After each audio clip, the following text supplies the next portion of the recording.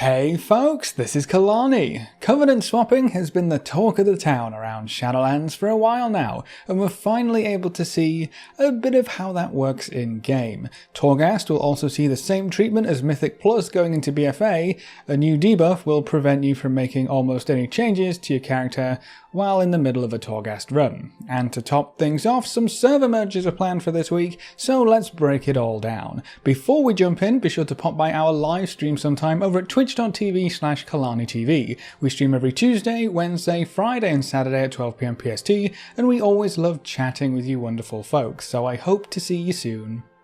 First up, Covenant swapping. This has been a crazy hot topic ever since Covenants were introduced, mainly because choosing your Covenant is a tall order. You have your class Covenant ability and your general Covenant ability. That's going to be a big choice all by itself, but your Covenant also changes how you play the game in other ways. The soul binds that you have access to are different. Some of the conduits are going to be different. You can earn different transmog, toys, pets, mounts, and work through very different stories with NPCs from your chosen Covenant. There's also Sanctum upgrades which upgrade and change a specific zone, like giving you teleportation mirrors in Revendreth, but only if you pick Venthea. There's a different minigame for each Covenant as well, like serving tea at an amazing Venthea powwow, or just beating stuff up as you take control of your Kyrian friends.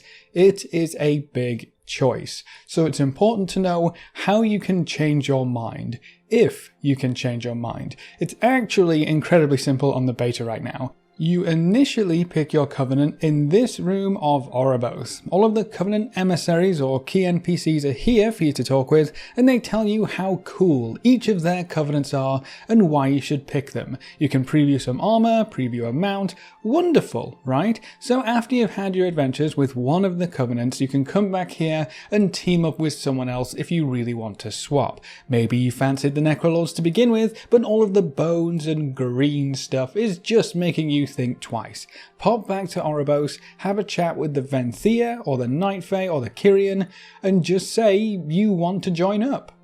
It really is as simple as that to swap right now. Or, I mean, well, sort of. You do have to go through like 5 different confirmation screens just to make sure that, yes, you do in fact want to betray your current allies, and yes, you do understand this isn't a decision that you should make lightly, and yes, okay, just let me be a vampire already, okay, General Draven? Is that okay? I guess you don't need to worry about doing this accidentally, at least, with all of these confirmation windows, but swapping Covenants is very easy if this is how it works when Shadowlands goes live. But what about swapping back? That was supposed to be the hard part. Alrighty, let's wander on over to the people we just betrayed and see how hard it is to get back into their good books. Well, they're not happy, to say the least. How dare we ask them to rejoin? But we made a mistake, an honest mistake. We now know where our loyalties truly lie. Until the abilities get nerfed anyway, and then we'll probably swap Covenant again. But apparently there is a task well suited to us to prove our loyalty once again. Then you get to accept the quest, Prove Your Worth. The requirements are to complete the task for the Venthea, or I guess the Kyrian or the Night Fae or whoever you're going back to, which doesn't sound too bad, and right now it's just the one quest. We have no idea what the task is, and there's no additional questing information, but it looks like swapping Covenant will in fact be very easy, just like they said, and swapping back to one you've already betrayed will take a bit of legwork, but it is definitely doable. The dev team also mentioned you will probably be about a week behind, I think they said, on progress like Renown if you do swap back, so still not ideal, but not a major problem either. That does make me believe that maybe this quest for the Prove Your Worth might take maybe a few days to actually get through, just to ensure that time gate is on that system, which I guess is what they want. The system is not fully implemented on the beta just yet though, so I will keep you updated when we find out more. Working through the Covenant swaps actually breaks your character on beta 2, so I guess I'll just go remake this one. How long do you think it should take to earn the trust of a Covenant you already betrayed? Or do you think any penalty for swapping Covenants is just silly and they should open up the entire system right from the get-go? Let me know in the comments below. Another interesting change that popped up in the latest build relates to Torghast. For some reason, the dev team has introduced more restrictions to your Torghast runs, and they're going to look very familiar if you do a lot of Mythic Plus dungeons. Going into BFA, the dev team made a few changes to Mythic Plus to prevent you from changing, well, anything while you were in an active key. No gear swapping, no talent swapping, no essence swapping, nothing. You can swap specs, thankfully, but that's about it. You could leave the instance, change a few things, then pop back in, but if you got to that point, chances are you were in a spot of trouble anyway. Most of that is getting carried over to Torghast. A new debuff will follow you everywhere in Torghast called the Jailer's Chains. You are not allowed to change gear, change talents, or even change specialization in a Torghast run while under the effects of the Jailer's Chains. Previously, you could change talents at the start of every single floor in a little safe area. It gave you a buff that worked similar to a tome, or the getting ready buff in random dungeons and battlegrounds, allowing you to swap things around for free.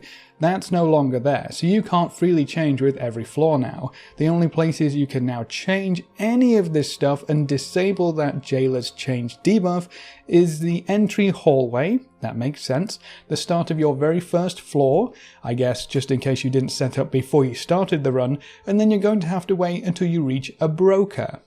Brokers can be found on every 3rd level, but every 6th level is a boss floor, and while they do have a broker, the brokers don't have the same shield thingy that lets you change talents. That means you have to wait for the next broker after a boss level to change things up, which is another 3 levels. This doesn't make too much of a difference on the 6th floor cell block runs, but it does mean that right now you can't change anything past floor 3. So if you're struggling on the boss on floor 6 and you think a different talent, legendary or spec could help, I'm afraid that's going to be tough luck. If you're running the 18 floor twisted corridors, you get to swap stuff on floor 1 at the start, floor 3, floor 9 and floor 15. That's it. I really don't understand this change. I guess they want to make your decisions mean a bit more, meaningful choice, but at the potential cost of fun in Torghast, which would be a huge mistake in my opinion. Torghast should be all about fun. Just give us the crazy powers, give us the floors to climb, and don't pay too much attention to how people are cheesing it. We will cheese it if we can and if we want to. The sheer ridiculous potential of anima powers actively promotes weird and quirky play, and if we want to swap specs between pulls to get a bit tankier or kick out a bit more DPS, what's the problem there? If we want to swap a few trinkets around or talents or soulbinds, what's the problem with that? I understood this decision a bit more in Mythic Plus. It's timed, it's competitive, it's group play, there are leaderboards. Sure, fine. But Torghast isn't. It can be solo play, it can be 2 or 3 players, it's not timed, the rewards are already restricted, so it's not like you can farm it over and over again with some crazy cheese, and it's not like we're going to see Torghast leaderboards. Leaderboards would probably be the only thing that could make this change actually make sense, so if that happens, I might be a bit happier, but Torghast can be a lot of fun. It can make you think outside of the box, make you really think about and use all of the tools you have as a spec and all of the specs you have as a class. Personally, I think the top priority for Torghast should be fun, and nothing else, and I don't think this new debuff brings any positive changes to Torghast, which is a shame, because it's still one of the coolest features we've ever seen introduced. There is a bit of good news when it comes to Torghast though. It will now be unlocked across your entire account when you unlock it on your first character, which, let me tell you, is amazing news. The storyline leading up to Torghast is interesting and fun the first time around, but it's also fairly long at the same time. The most annoying part is all the back and forth between the Maw, your Covenant and Oribos, but either way, it took a good chunk of time to do this on every character you wanted to play through Torghast on. But with an account-wide unlock, you should be able to skip the story sections if you want to on any alts you want to play, which is great news for anyone who plays multiple characters. There's also some new info regarding server merges. Some of the previously announced changes were postponed briefly, but now we have even more merges planned with the next round of maintenance. For US realms, the Drakthal and Skywall realms will join the Silvermoon and Mok'Nathal realms, the Cairn and Perinold realms will join the Cenarius realm, the Grizzly Hills and Lothar realms will join the Malfurion and Trollbane realms, and the Ravenhold and Twisting Nether realms will join Lightning Hoof, Maelstrom and the Venture Company. We are consolidating a lot of servers here, which is great to see. Personally, I think fewer, larger populated servers would do wonders for the game's health overall. Lower pop realms might be good for one or two niche things, but for the vast majority of the time, I think more players equates to a better player experience. Now, if only they could figure a way to phase out sharding and maybe use layering from Classic, then we could actually see people from our server again. I think that would be cool. It's not just for US realms though, the EU folks have something to look forward to as well. The Kilrog, Nagrand and Rune Totem realms will join the Arathor and Hellfire realms, so another big merge of 5 servers right there. They definitely seem to be taking this round of merges seriously, if nothing else.